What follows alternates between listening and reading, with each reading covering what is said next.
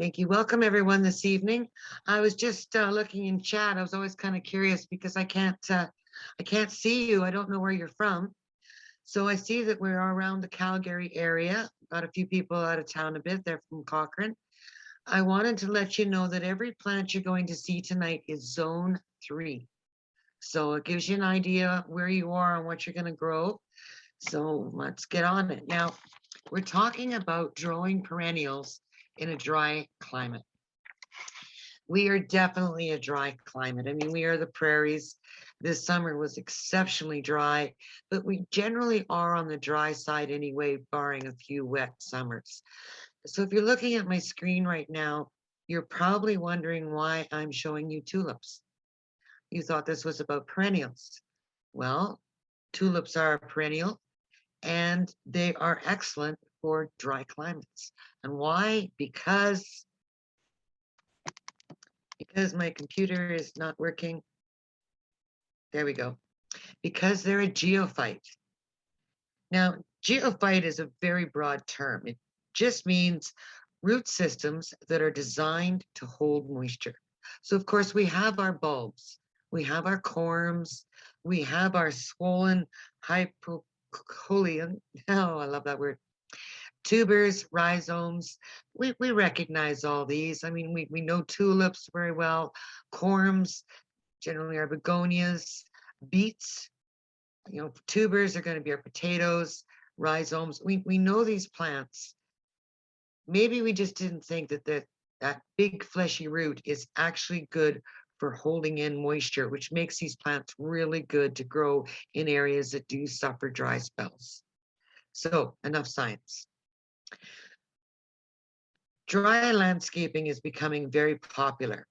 People quite like rocks, and we're using a lot of rocks to create the xeriscaping. Now, this was an attempt, and if we look in here, we see we do have a few failures. The dead shrub there, that was a hydrangea. If you're going to grow hydrangeas, know that the cue to growing them is right in its term. Hydra, they love water. So hydrangeas are something that you're always going to plant somewhere where it's moist. Obviously, in a dry bed, they're not going to do very well. As you see, this one is pretty much toast. In front here, we have a Calgary boxwood. Unfortunately, even though this was a very sheltered area, boxwoods are mostly an English plant, and they do not like our dry winds. And you can see this one has been windburnt quite badly. But let's look at the perennials that have done fairly well. We've got 2 daylilies there that are doing great. And back in the far corner, we've got some irises that are looking quite happy. Why? Because they are geophytes. So a crocus, there's a geophyte for us. We got a bulb. Now we can grow our native prairie crocus, or there's a number of hybrids on the market available in whites, yellows, and purples. You can grow some beautiful crocuses. I always encourage people to do this because, as you see on this crocus, there is a bee. Crocuses are the very, very first bulb that pops up in the spring, and the bees are out and they're hungry. Now, maybe there's a few dandelions kicking around, but there's not much for them to eat. So if you have some crocuses planted in your garden, the bees are going to be very, very happy because instead, nothing else is open. After your crocuses are finished, that's when you're going to see your tulips and your muscaries come in. Now, you'll notice in the back, what we're looking at, the yellow and white stripe, that is a biological tulip. These tulips are very close to the natural, the ones that they grow in Turkey. They're very close to those original tulips. These are also wonderful little tulips for naturalizing. Then in front, we have some more of the big hybrided tulips with the big blooms, and we've got the muscari. Notice the layout of this planting. This is actually the front of the Hort office in early spring. You just see the bottom of the sign there. We have this wonderful little display of color here that's greeting you as you come in. And then as these flowers are finished and they start to fade away, the perennials that you see growing up in between them come on up and they take over. So we're staging and layering our plants. So we have this nice burst of early spring, and then we're going to have some perennials come in later. This works very well also for the fact that we're crowding our beds a bit, that we don't have much exposed soil. We get such drying winds in the springs, and they can really dry out a bed. It's nice to have some plant cover on there to keep that protected. So what moisture we have, we want to keep in the soil. So try not to have an exposed bed. Crowd your plantings in. Tulips, I love tulips. I think I have a small addiction. This is actually the front of my house. I love that burst of color that comes in the spring. Now, these are also working for me in another way. If you examine this picture, you might start to notice that there's a bunch of dead shrubs in there. This is actually a rose garden. And in the spring, it looks horrible. It's too early for my roses to start growing, so you basically have a number of dead stems, and it really does not look very attractive. But I filled it in with tulips. Nobody notices the roses. And then when the tulips finish off, the roses come on. So we're always going to talk a little bit about design here because our design your own yard class is about designing. So forgive me, I'm going to be jumping in every once in a while with a few design tips for you. Allium is also a wonderful plant that does really well in dry conditions. Again, we're talking about a bulb. They're late spring bloom. And one thing I love about the allium, once it is done blooming, you end up with this wonderful firecracker seed head that is very interesting, adds texture to the garden. It's something you don't want to cut down. You want to leave it up all year.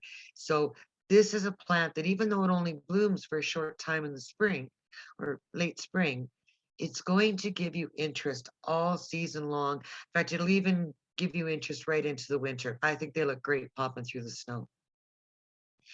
Now, not all bulbs are spring. We have a great number of bulbs that are summer bloomers, such as our native wood lily. These bloom mid to late summer, depending on the year. They're a bulb, beautiful bulbs. And then we have their hybrids. So tonight I'm going to show you some natives, but I'm also going to show you hybrid plants because if you are building a pollinator garden, we have this idea that we have to fill it full of native plants. And that's a good idea, actually, but they don't have to be all exactly natives. A lot of our native plants have a tendency to be thugs, and they can be a bit of a nightmare in the garden. They can add a great deal of work trying to keep them in check. The hybrids of these plants are often very well behaved and a little easier to get along to. The birds, the bees, the butterflies, they don't care. They don't care that it's a hybrid. They're just saying, hey, great, you brought me some pollen. You know, it's like your kids. They don't insist that you go to California to the original McDonald's. They're more than happy to go to a franchise. So it's always nice to use a lot of the hybrids simply because they generally are better behaved. Now, Liatris is another bulb. This is a wonderful plant to have in your garden. They have these wonderful bottle brush design. This is more of a mid to late summer bloom, and the birds, bees, butterflies, pollinators love this plant. There's always lots of activity going on it. So this is a really good plant to have in your garden. I don't know how many of you growing the walking onion, but this is a really fun plant to grow. Again, an onion, obviously a bulb. And you can eat this onion, just leave a few behind so it can do its thing. And its thing is it likes to wander around. It's never really happy where it's at. It's, you know, sort of the grass is always greener on the other side. It's like, you know, the soil is always better 2 feet away. This will wander all over your garden. And sometimes it's kind of fun to have the kids try and go out and find it because it won't be where they left it last.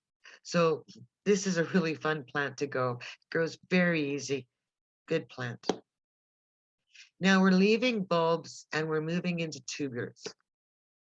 Now, if something is tubulous, it's got a large tubular-like root. These are great for withstanding drought periods because they can hold a great deal of moisture. And of course, our peonies are a wonderful example of that. Peonies are probably one of the toughest and hardiest plants you can grow on the prairies. They just have a terrific sense of humor. There is one up in Red Deer that is reputedly over 120 years old. So peonies have staying power. Daylilies are also another tubulus plant, and they can be great through drought because they can hold that moisture in. Now, daylilies, this is one of the early ones. It's a very old variety. I don't know its name. I know it was growing on my family's farm when they purchased it in 1960. And this is a piece from it. This daylily gets around. It blooms very, very early in the spring. However, there are some marvelous hybrids out there now, and they have stretched their blooming time. Some go in early spring, some late, some mid, some late summer. I have some daylilies that bloom in August in my garden now. So a lot of daylilies that you can choose from, really good for drought tolerant. So now we're going to talk about rhizomes. This is another really good root structure for holding moisture in and getting it through dry periods. We think of rhizomes, generally the first thing that leaps to our mind are the bearded irises. Now remember, I'm talking bearded irises, the Iris germanica. There's the Siberian irises, which are actually water lovers. They like to be planted on the edge of ponds, bogs, things like that. They are not, obviously, drought tolerant. What you need is the bearded iris. Different type of iris. It has different needs. We have been growing irises for a very long time. In fact, irises are one of the very, very old plants. This plant is millions of years old.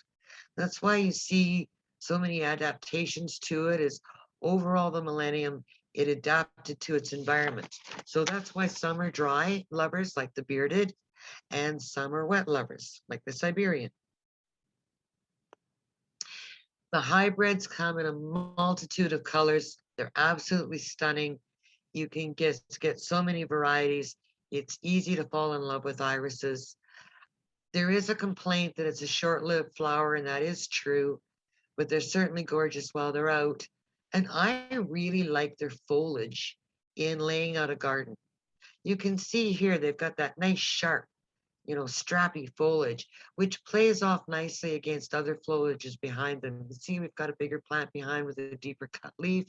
It gives you texture in the garden. Often we think of flowers all the time and we forget about foliage. And foliage can be very important when you're trying to create texture. Lily of the Valley is also a rhizome. Beautiful shade plant. This grows very well. It's very drought tolerant. Actually, Lily of the Valley is pretty much bulletproof. You can pretty much grow it anywhere, anytime. It is a great plant to have for a good sense of humor. Now, hops are an interesting plant. Not only are they a rhizome, but they're also a deep root. It actually has a dual root system. And this plant is absolutely amazing.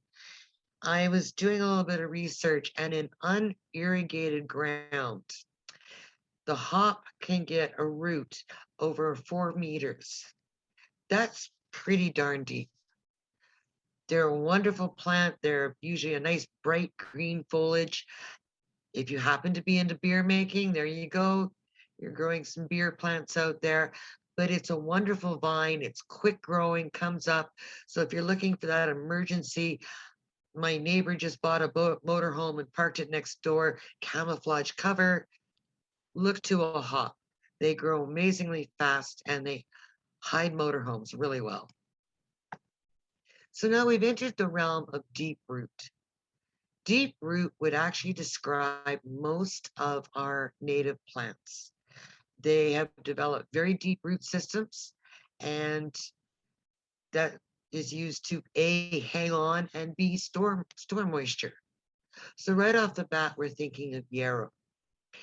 The white yarrow is a native, does very well here, and so do their hybrids. We've got some lovely hybrids off them.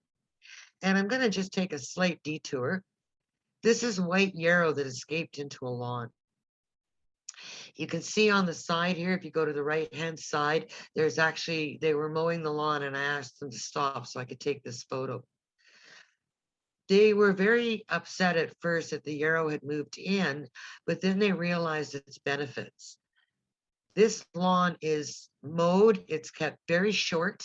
You can see the Yarrow is just about pushed out all the grass. It stays soft to walk on. This is my neighbor. The grandchildren play on this lawn all the time. And this summer, when everyone else's lawns were looking crispy and burnt, this lawn was still green because it's got that wonderful, wonderful deep root. So there you go. Yarrow as a grass substitute in your lawn. Columbine. This is a garden favorite. We have 3 natives here in Alberta, the red, the blue, the yellow. And these are just happy little flowers that'll grow pretty much anywhere. I wanted to share this one photo with you. This is the yellow native that I have growing in my own yard. They do seed around a bit, and this one seeded itself at the base of my foundation on the north side of my house. It receives no sunlight. It's under, I have quite deep eaves, so it receives next to nothing for water unless I take pity on it every once in a while, which generally I don't because I tell the silly thing, it planted it there, itself there, it can deal with it.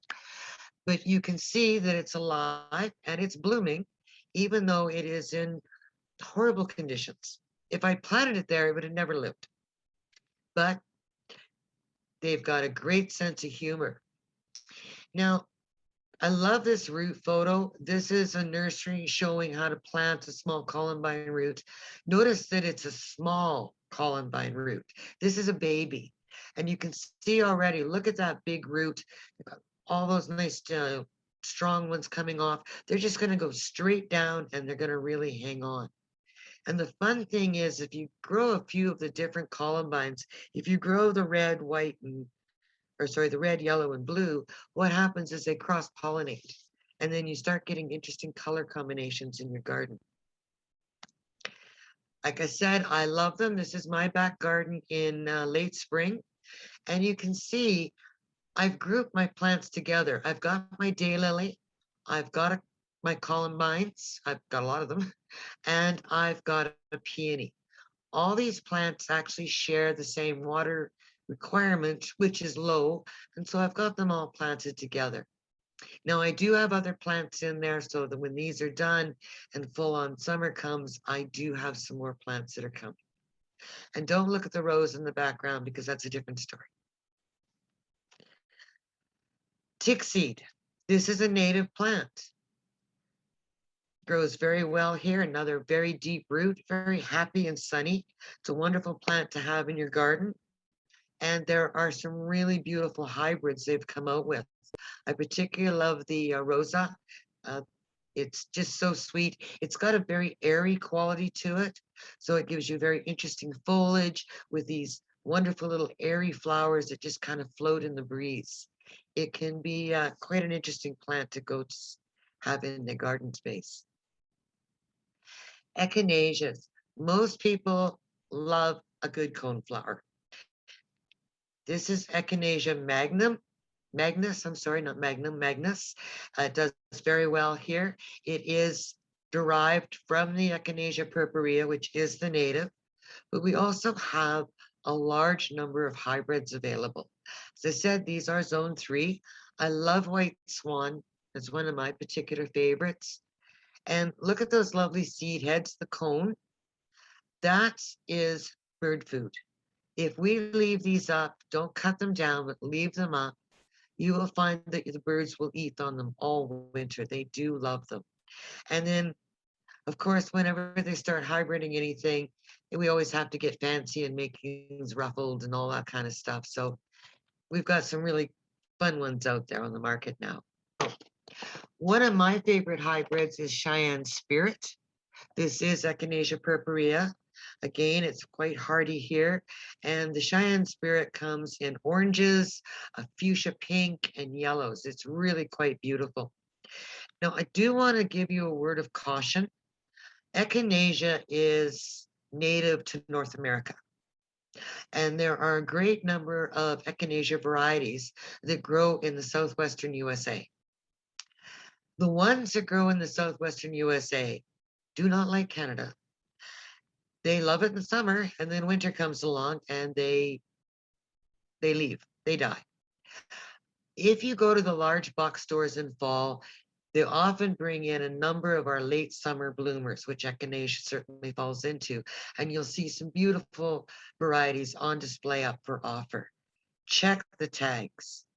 Get to know the names of the purpureas, the ones we grow here, because they do bring in the ones from the Southwest USA. They're gorgeous, but it's going to be an annual. They just do not handle our winters. Rudbeckia Herta. Rudbeckia Herta is the native. It's a fun plant to grow. I found that if you actually seed these very early, they will bloom the same year because they're actually a biannual. So, and what you want to do is you want to try to get them to seed themselves back into the garden. I've had a great deal of difficulty getting themselves to do that. I usually have to keep planting them. So I do recommend the hybrids on these, particularly Rudbeckia Goldstrom. Rudbeckia Goldstrom is a longer lived perennial. You're going to get 7 to 10 years out of it. It's not going to be here and gone like the Herta can be. And it is absolutely just fun. It's happy. How could anybody be sad and sit and look at this wonderful bit of plant here that looks like the sun has kissed each one of those? And they have come up with some marvelous, I think absolutely marvelous hybrids on this. This is one of my favorites, and Monroe and Aries. I love the Aries. So there's some wonderful hybrids out there that we can use. And we know that they're going to be strong plants in our gardens because their parents were. And then there is Fleabane. Alberta Fleabane, obviously, this is one of our natives. And actually, this photo I did take along the ditch of Deerfoot because it does grow wild down there. I love this plant. Just such an unfortunate name. Fleabane. We really should change that. Cutleaf daisy sounds so much better. These are wonderful little plants. They do very well for us. As I said, they're growing along the ditch in Deerfoot, so there you go. I grow 2 of the hybrids in my garden, the blue and the pink. They've kind of taken the colors out a bit. I would have shared the names of these with you. Unfortunately, I've had them so long, I've forgotten. They're just my blue Fleabane and my pink Fleabane, so sorry about that. But they do very well in a garden. And also, they do have a tendency to get a bit leggy, but if you cut them down right after they're finished blooming, you will get a second flush on them and you won't find them being leggy and floppy in your garden. Gallardias, what we call the blanket flower. Again, here's another picture of Gallardia growing wild. This is growing in southern Alberta. You can see that's not great soil, and yet there it is growing away, having a grand old time. Gallardias are a wonderful dry plant. Seriously, out of all the flowers I've just showed you, Gallardias want the least amount of water. The quickest way to kill a Gallardia is let it stand in wet water. Now, the Gallardia is a wonderful plant to grow. I particularly like a number of the hybrids that come off it. Fanfare is just so much fun. It's like it's waving at you, don't you think? All the little trumpet flowers coming off and those wonderful peach centers. And then there's Burgundy. I love this plant. Actually, I say that about all of them. I'm sorry. I really do.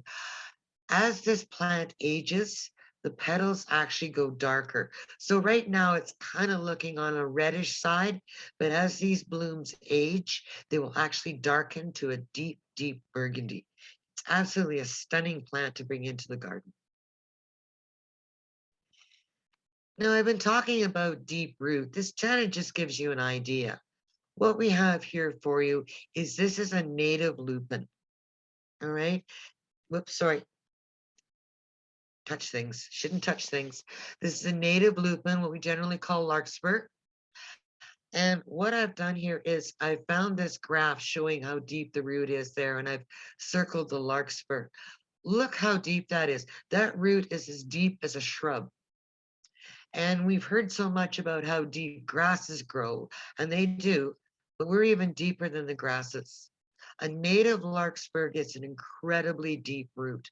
So you know right off the bat, when you plant it somewhere, leave it be because it's going to be a nightmare to move. You're going to do a lot of digging to move that root. Generally, what happens is we end up damaging it and it ends up dying because we don't realize how deep that root goes, particularly since it doesn't really start rooting at the top, but it waits till it gets down a ways before it starts to root out. So these are really hard to move. I generally suggest that you start them from seed. They're easy to do, and they're just a beautiful plant. Here is that plant I took a close-up of the bloom from. You can see it makes a nice big sort of a well-behaved clump.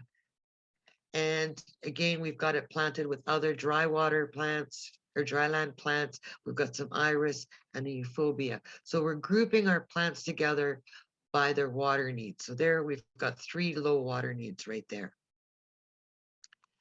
Now, those are the native lupins. These are the hybrids. They come in blues and purples and pinks and reds and whites and yellows. The bloom in the hybrids is quite a bit bigger. They're absolutely gorgeous. You can try to save the seeds in the fall and plant, though you're no guarantee on what you're going to get for a plant coming from the seed because of the fact that they're hybrided. Personal experience, I find that when I plant the seeds, no matter what color I collected, I get dark blue lupins because the original lupin was dark blue, and that's what I get when I plant them. But maybe you'll have better luck. You never know what you're going to get with seeds from a hybrid. Blue flax is another great plant for being very drought tolerant. And it's also a plant that likes to grow in dry areas. This does not like to be in wet areas. Standing water will kill it fast. They're light, they're airy. The blue has got a satiny sheen to them. I just love these plants. They kind of have a tendency to dance around the flower bed. They will seed themselves a bit, but they're not invasive. They're easily taken care of. Now, Sedum Digitalis is a native plant here. You can see we've got these lovely tall red stalks, these red bells on these lovely tall stalks. This is a lovely plant. This can get a little carried away. It is self-seeding, and you might reach the point where you're doing a lot of yanking. But I do love those red stalks. If you want to avoid that, grow the hybrids. These are 2 of my favorite hybrids. There's a large number of them. And I love these 2 because of the foliage. On Husker Red, we've got a green, purple happening with these beautiful white flowers that come up as a cluster. And then on Dark Towers, the flower goes to a bit of a darker pink and the foliage goes to a lovely purpley, reddy green. It's a great color in the garden. Adds beautiful texture, adds interest. These are hybrids. They will not seed, they will not travel. They do grow to a nice size clump, but they're very well behaved. Whereas the native can be, it can be a little bit thuggish if it's in the right conditions. And that's my dog. That's Max. What he's doing is he's laying in amongst the bee balm, the bergamot. This is also taken, these are native bergamot. These are growing in the ditch along Deerfoot. These wonderful plants growing along Deerfoot. You'd love to go for a walk down there one day. I really highly recommend it. These are incredible plants to grow in your garden. This is the original. It's a light lavender, almost a lilac color, but the hybrids have come out with a number of colors. We go to a nice raspberries, reds, deep purples. There's some great colors that come out of it. But if you have grown a traditional bee balm, you do know that these plants can be quite large. The one on the left is actually mine, and you can't actually see from the angle of this photo, except maybe by lining it up with my windmill in the back. But this plant is 4 feet tall. It is a large plant. So, such fun. Some of the hybrids that come out with now are dwarfs. So we have Pardon My Pink and Pardon My Purple. These are wonderful little dwarfs. Again, we've got all that hardiness in there, but we've got something that might fit into our city beds or a little smaller plant. You know, we just don't always have room for all these big plants. And sometimes it's nice to get some smaller ones. So we do have some bee balms that come in the dwarf size. Yeah. Bluebells, or harebells, as they're officially called, are truly one of my favorites. This is a wild flower that actually grows very well in your garden. They're not a thug. The clump will get larger, but they have a tendency to behave themselves. On the right-hand side, these are bluebells that grow in my mother's garden. And on the left-hand side, those are the bluebells in my mother's garden. And on the left-hand side, these are actually bluebells that are growing wild, again, in the gully along Deerfoot. Really is nice down there. It's the same plant in our garden. I haven't done a lot of hybriding with the harebell or bluebell.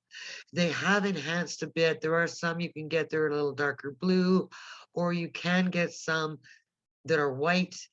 Sometimes in nature they show up white, and they've taken those and they've hybrided them out so that you can get a hybrid in white. But they're just such an easy peasy plant to grow, behave themselves so well. Really recommend getting the bluebells in the garden. Now, what I've shown you is a long list of native plants and the hybrids from them. And they all do very well here because they evolved here.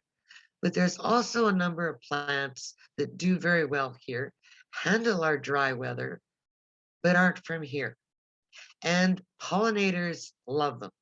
If you have ever grown salvia in your garden, you know that it is a bee magnet. Salvia is from actually Europe. These ones here, we do have a native salvia, but the salvias we have a tendency to grow as ornamentals in our garden are from Europe, particularly the caradona and the May Nights. You can see the height difference. May Nights, which is on my left here, is actually a rather shorter plant, and it's a little more bushier on the flower, whereas the caradona, it's got these gorgeous purple stems, and that really makes it pop, and it's also a much larger plant. So again, you've got a bit of a choice. If you deadhead these plants when they're done blooming in early summer, you will get another blush of flowers on them, and that's great to see. So again, these are wonderful flowers, and they can go 2 times in the summer. Now, this is a fun plant. I grew up with these. And yes, if you go out in the evening, when the air is cooler, a little heavier, and you light a match and you put it up in front of the plant, you will get a little poof, because they actually do give off methane. That's right, methane gas. Probably not good for the environment, but they're a plant. They must be. These are an incredibly deep-rooted plant. You have to buy them small because the root is so deep that they can't sell them past a certain age because of the root system. They're a wonderful plant. They've got interesting foliage. And again, the pollinators do love them, and they do quite well here. False indigo. This is a great plant to grow in our gardens. We don't always have the biggest selection of that beautiful true blue, and you will find in the indigo that they do have that wonderful blue that pops out. We call it false indigo because they discovered that you can make an indigo colored dye out of the Baptista plant, the same as you can the indigo plant. And the Europeans loved this in the early 1700s because indigo was actually quite expensive. And then here we have North America, where we literally have fields of Baptista just growing wild. So it was quite a popular plant, and a lot of people actually still grow it today to get that wonderful blue dye. Hi, Verne. It's Debbie. I just wanted to let you know it's 7:40. All right, thank you. Talk faster. Catnip is another great plant. On the right side there, what you see is this is an advert from the Michigan Bulb Company. This is a baby root. This is a baby root that they would sell to you. So if that's a baby, you can imagine what these plants here on the left have going for them. They can be big and massive. Again, there's a lot of varieties. You can get from dwarf to quite large, as we see here. They're a wonderful drought tolerant plant. If you have cats, my cat absolutely adores them. She goes out and frolics in them all the time. I'll walk by and there's pieces of leaf and mint going by, and it doesn't blink. I actually think it likes her frolicking. I think they're friends. It's a member of the mint family, and it is an herb. You can use this as an herb. Dianthus. We have one dianthus that is native to North America. It's called the boreal carnation, and it is native in Alaska and Yukon. This is a zone 2 plant, and it's a wonderful little ground cover, really hardy, very drought tolerant, but we have so many wonderful dianthus to choose from. They do very well in the dry area, and there's lots of colors. You can always go with a silvery foliage, or you can go with a green foliage. Dianthus works wonderful. Snow in summer. Snow in summer doesn't necessarily have a very deep root, but it's a wonderful drought tolerant plant because it has the silver and fuzzy leaves. The silver is white hairs on the leaves to reflect light away, giving itself that added bonus to keep the hot sun off it and keep moisture in its leaves. We find the same with the silver mound artemisia. This is actually a Japanese plant. I love the looks of it. If you were to take one of these leaves and just scratch it really lightly with your fingernail, you would find this is a green plant underneath, but they put the silver hairs on top so that they can protect themselves from the sun. Euphorbia cushion spurge. Again, this is another wonderful drought tolerant plant. Again, this is another Asian plant. It comes out in the spring. It's beautiful. It's these wonderful bright colors on it. It's more the foliage than the flower we're actually admiring, but it's a wonderful plant. I do recommend that after it's done blooming in the spring that you do cut it back, because it does have a tendency to, what they say, freely self-seed. Watch those words. I want to talk briefly about succulents. Succulent is not a type of plant. It's a big, broad term, and it refers to any plant with these holds moisture in its leaf or sometimes the root. So these plants are incredibly drought tolerant, and usually we do grow them in full sun, such as the autumn joys. I love autumn joy, the last flower to bloom in fall. Also, generally, we have a tendency to think as soon as you say succulent, we go hen and chick. Hen and chicks are a real standby if you've got that one piece of property where it's just hard to get anything to grow. Chances are hen and chick will grow that. And I really do think the flower stems are quite funky. Now, they've been playing quite a bit with hen and chicks. These are some of the new offerings that they have developed. There's just a lot of fun there. You could just have so much fun with those. Stonecrop. These are another drought tolerant sedums, stonecrop, sedums in Latin. Lovely drought tolerant, ground cover, holds the moisture in.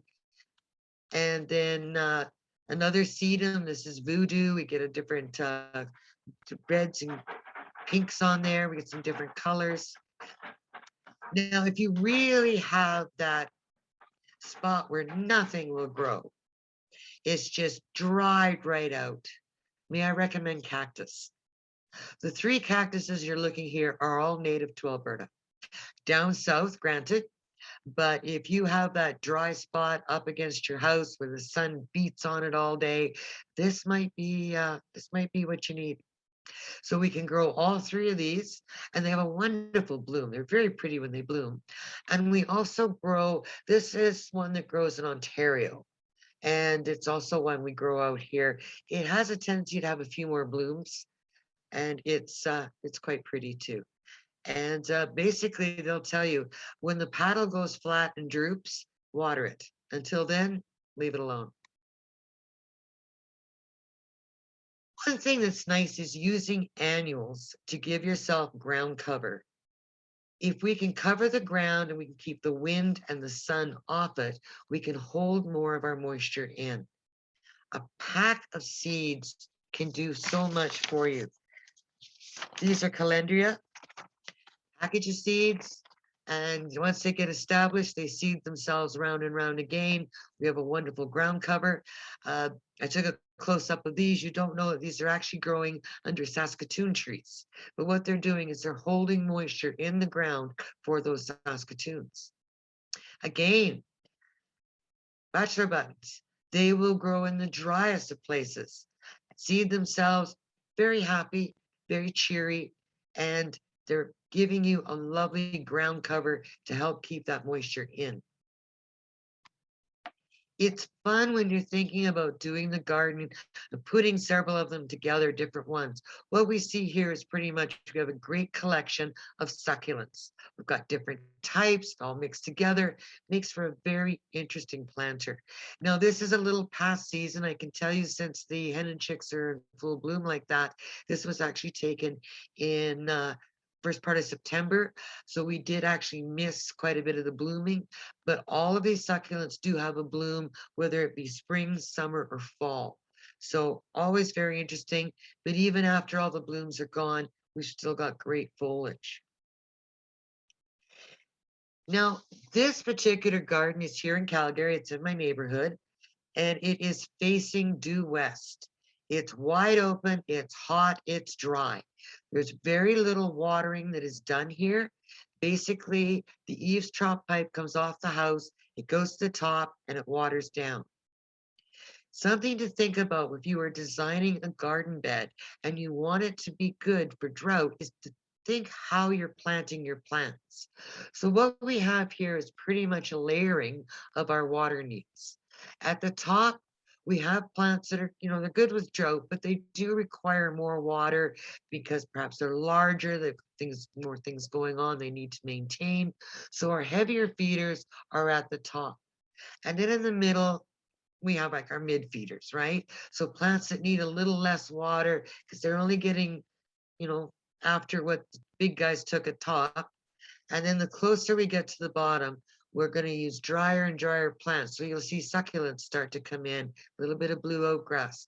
So we're doing our planting design for our water needs because we're on a hill and we only have one water source that comes in at the top. There's no extra watering on this garden. It's a friend of mine, and he didn't want to have something that he had to baby or pour a bunch of water on. So this was designed to pretty much make it on its own. And it does. It truly does. So there we go. Thank you very much for listening. And if there's some questions, I'll be happy to take those now. And hope that you enjoyed the show. Yeah, Verne, thank you very much. Great pictures and good explanations. From Lisa, she's asking, where along Deerfoot are all the plants when you say you're walking along Deerfoot? Great plants. Actually, what it is we use it as a dog park, off-leash dog park. It's right between, literally between 8th Avenue Bridge and the 16th Avenue Bridge up in the north. On which side? East or west? East? It'd be on the west or side. West side? Yeah. Okay. And there is a parking lot there because it's an off-leash dog park. Why Max was laying in amongst the flowers there. There's a lovely path that loops through, and it is absolutely full of wildflowers. I have literally folders and folders of wildflowers. It's a treat to walk down there with the dog because it's, well, I'm taking photos, he's running around me, but if you have a chance, it's a beautiful place to go. Another question, do you have any thoughts on Sedum Turf? I like Sedum Turf. I think it's great. We have a tendency not to use our front yards. Generally, we have a lawn out there with a tree in the middle, and the only time we ever walk on it is when we mow the grass. It has a tendency to be an unused area. So if you're not going to be using it, put something in like a Sedum Turf. It adds a lot more interest and it takes away your maintenance. And also, let's face it, folks, water needs a lot, or grass needs a lot of water, but also it takes away a lot of maintenance. Sedum takes care of itself. Great. Sorry, I just sent a message out.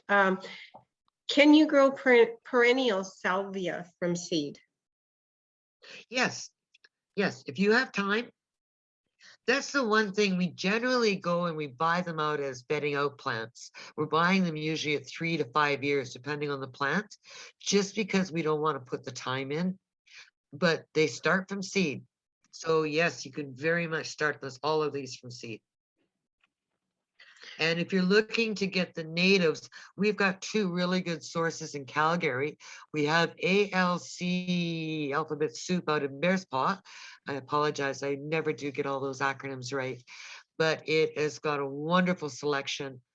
Latif out there, she's got a wonderful selection of native plants. And we have Wild About Flowers out in Okotoks.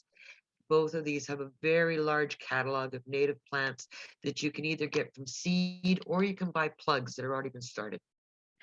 I think it's ALCLA out in Bear Spa. Thank you. I'm terrible. Yeah, and their plugs are excellent too, and they grow very quickly.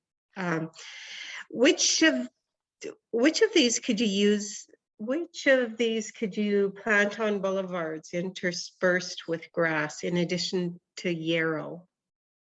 You know, anything that I showed you that's in the natives and that, I mean, when you actually look, when you walk through a wildflower field, we're not really noticing, but generally a wildflower field is between 75 and 85% grass. So all of these plants will grow in amongst the grass. In fact, I was reading a thing, I'm always trying to get prairie smoke to grow.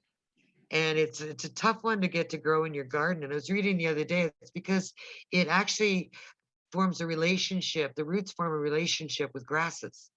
So you gotta get some grass in there to get your prairie smoke to grow. Interesting. Dahlia tubers, are they drought tolerant? Dahlias, yes, because they're a tuber and they are holding moisture in. Also, dahlias come from a more tropical climate, though, so they can be drought tolerant. They just don't like going very long periods because they're not from here. But they can certainly withstand periods of drought. And often it's best to let a dahlia perhaps dry out before you water it again. And I've got, so Lisa also asked, or clover yard, I think maybe just a question around clover as a grass. Yeah, you know, I love clover. I'm actually trying to get my backyard to go entirely to clover. One thing is clover handles a dog better, and you all saw my big old Bigfoot dog there. It doesn't burn from the dog urine as much, and it just handles dogs a whole lot better. And of course, having such a deep root, it is very drought tolerant. You just try to want to make sure you do stay with, like, the white clover gets around 4 inches high, or the micro clovers around about 4 to 3 inches high, the shorter ones, because if you get into the reds and stuff like that, suddenly you have a very tall plant, and when you mow it, you end up with sharp, stubby little stems. So you want to make sure you stay with the low clover. And it's a great, I don't like the word lawn substitute because it's like I'm taking my lawn away. I'm just using grass substitute. Okay, perfect. Just a comment from Yvonne. Be aware that gas plant will give you blisters. I have 2. I love them, but try to never touch them. The scarring from the blisters lasted the entire summer, and it's a photosensitive plant. Do you know any? Yeah. Do you know any drought tolerant plants that deer and rabbits won't eat? Generally, everything I showed you that would be a native, they are resistant to deer and rabbit. they kind of had to become that way if they wanted to live. Now, the one issue is that deers and rabbits are all individuals, and there's no accounting for individual tastes. So what we do is we speak generally, but for the most part, you will find that your native plants or the native hybrids of them are going to be resilient against deer and rabbits. Perfect. What's the best way of keeping grass out of hens and chicks? And when you find out, please let me know. It's really hard. That's one thing that can be really hard about getting a ground cover like a mat, like a creeping thyme, because grass gets in there and then it's a nightmare to get it out. Literally, if you do have a lot of grass getting in your hen and chicks, what I recommend doing, what I've done, is they actually are a very shallow root, and I just dig them out, set them aside, dig out all my grass, and then I set them back in. Okay, perfect. How do you get rid of creeping bellflower? Of course, that question comes in. Well, first of all, you pray. Creeping bellflower is a nightmare. It really is to us. I will tell you that it's evil and it's devious. When you go to dig it out, you will dig down a ways and you will find this lovely little fibrous root, and you think, oh, this is great. That's a fake root. That is a secondary root. The main root is going to be down a little bit further, and it looks like a parsnip. You definitely have a very strong drought resistant plant there. And it literally, we've done a lot of research on it. It is resilient to every single chemical known on the market in the world. They haven't come up with anything that will deal with it. And your best bet is just really to do a battle of attrition. You can win with attrition. I've seen it done, I've done it, but you have to be very dedicated, and it usually takes a couple of years. I will tell you that a client and I, we've been working a couple of years with Weed Be Gone. She uses Weed Be Gone to kill the leaves, and we are actually winning the battle. We're pushing it out of the lawn, but it's been 3 years because it's been a battle of attrition. But she's using Weed Be Gone to kill the leaves. So plants that can survive next to house foundation, sun or shade. Okay, well, that is, we could generally call that the dead zone, because right up against the foundation, you're under the eaves, so you're not getting any moisture, and you're getting reflected heat off of the house.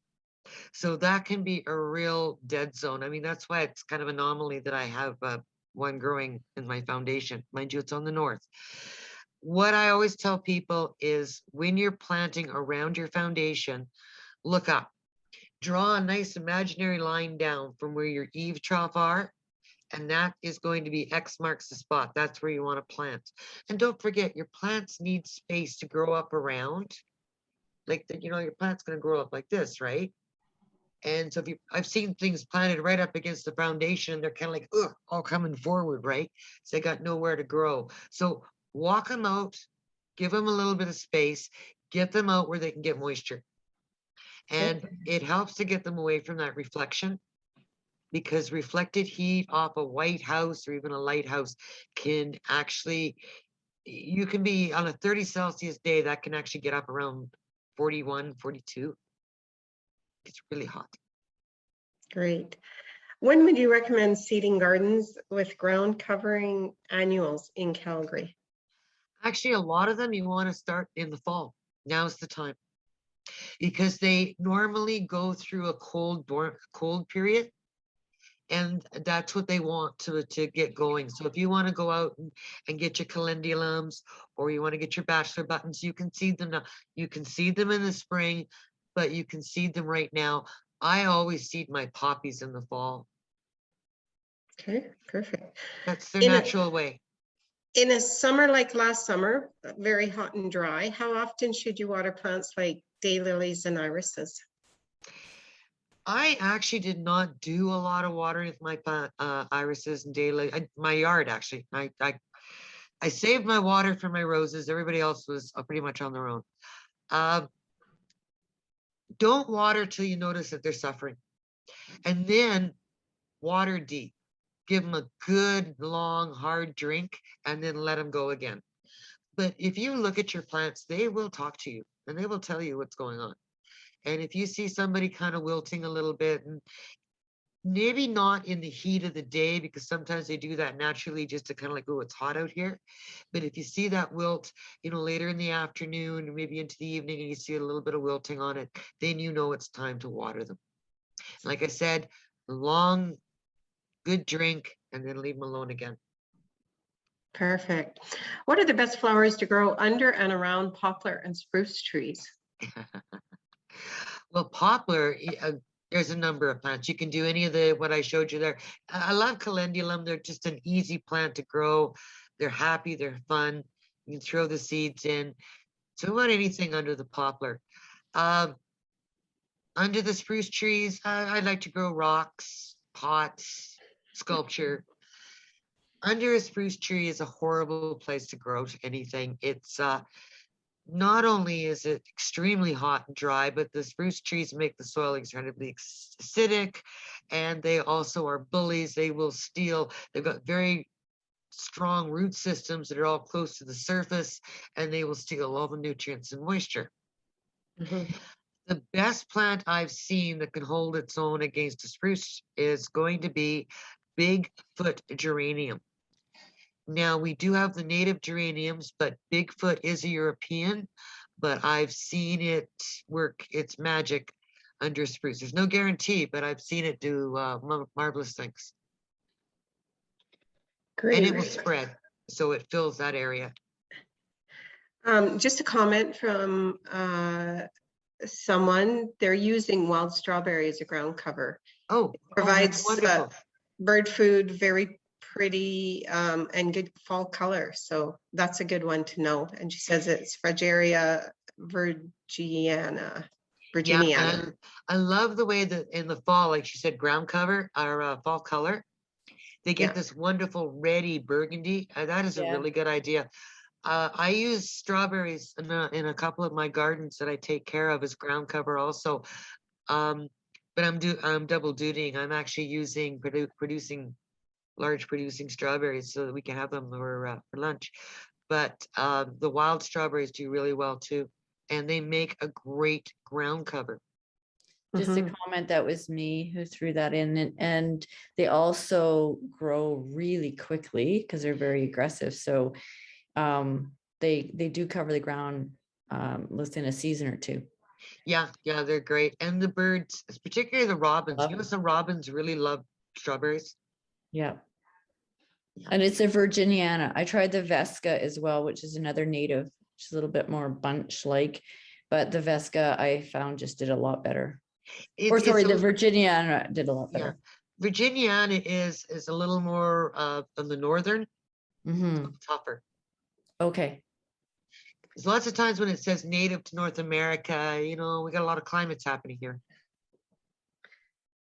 Great. Are the yellow flower clover good clover? Depends on who you talk to. I like all clover. However, if you talk to my neighbor in his precious lawn, it's the devil. Anything can be a weed. I like it because I find it's very deep rooted, and I don't mind it being in my lawn because I'm trying to get clover to take my lawn over. But it can be a real nuisance if you say you've got a rock bed or something like that where you're trying to grow your alpines and some dry plants. It can really get in there and it can push your other plants out. So in that case, it does have a tendency to be a weed. But if it's in your lawn, you got a yellow blooming lawn, lovely.